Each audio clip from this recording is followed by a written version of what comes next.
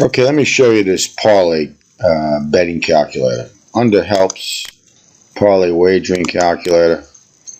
And then here it is. It's nothing to it, but it'll handle up to 10 games. So a parlay of 10 games. And you would put the money line odds in here. So for example, I just did a 14 parlay. So I'll repeat it here. Minus 200.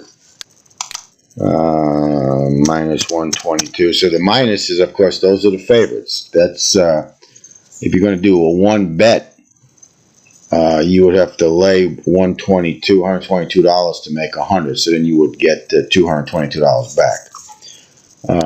Let's put a third one in. This was an underdog plus 115.